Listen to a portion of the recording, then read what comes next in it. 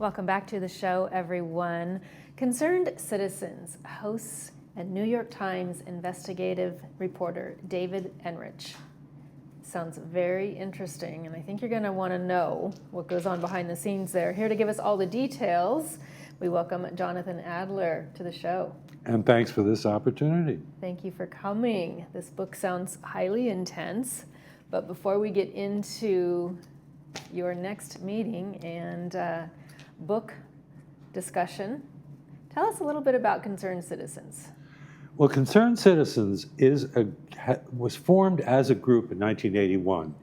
That makes us 44 years old, just about now.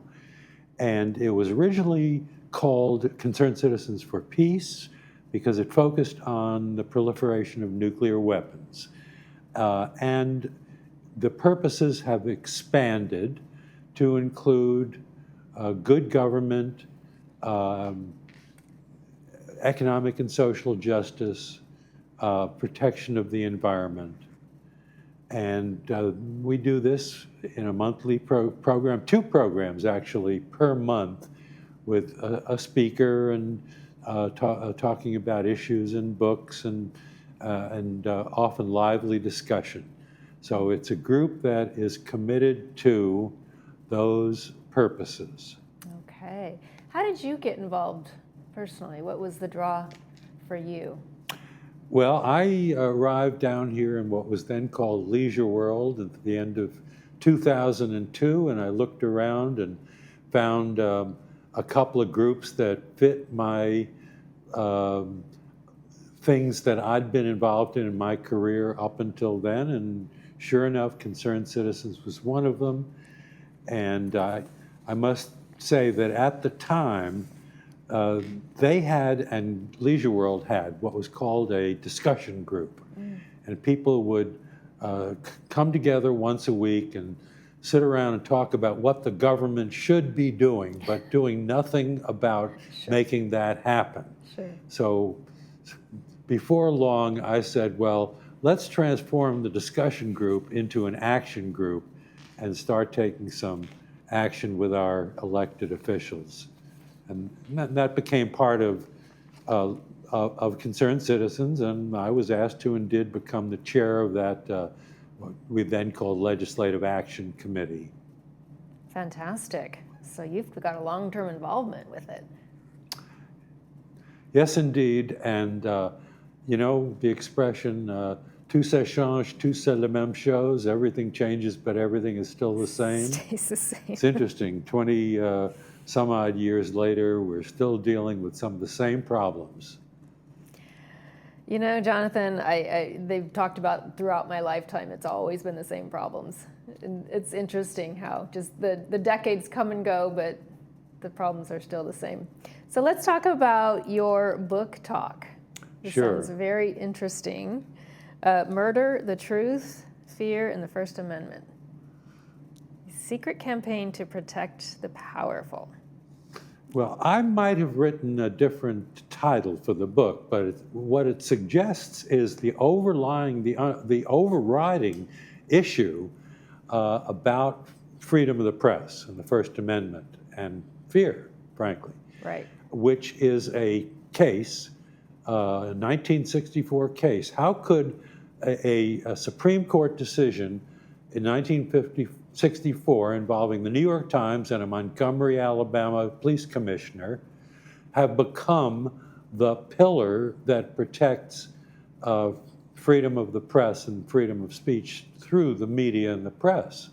That's what the book is all about, and particularly what have been the efforts to undermine and reverse that decision. So that's the focus of it.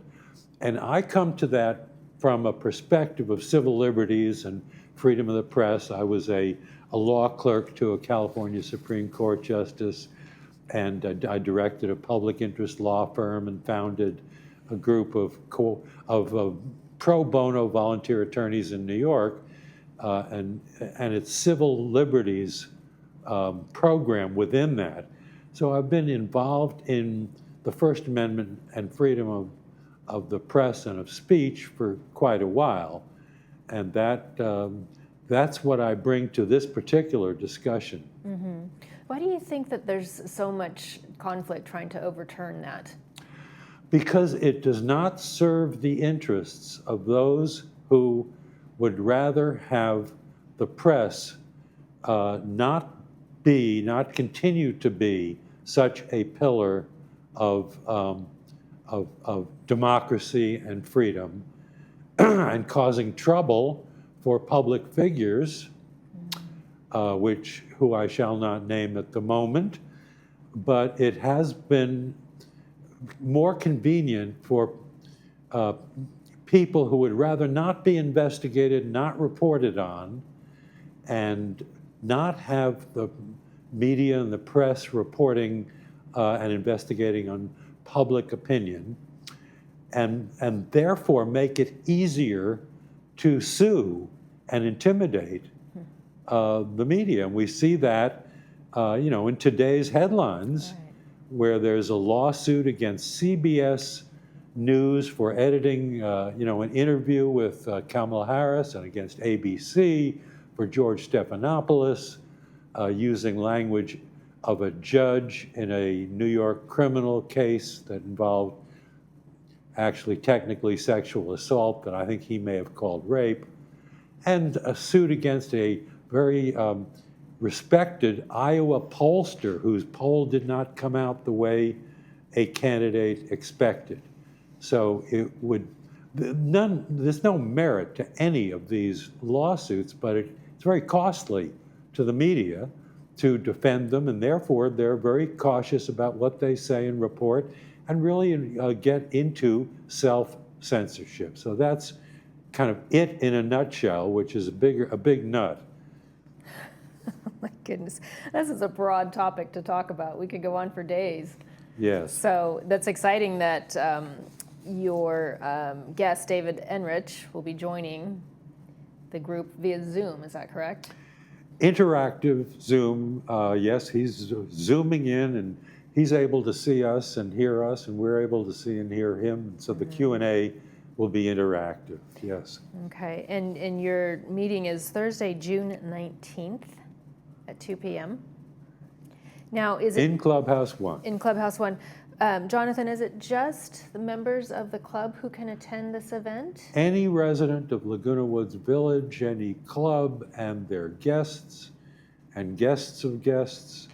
So it is, we'd like as many people as possible to be aware of, what he has found and what he's reported, which includes, by the way, a dissenting opinion of Justice Thomas, who really said, now the name of the case is New York Times versus Sullivan.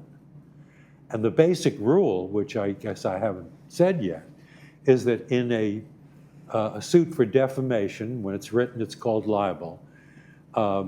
Rather than just the ordinary rules, when a public figure is involved, the plaintiff who claims to have been defamed has to prove actual malice.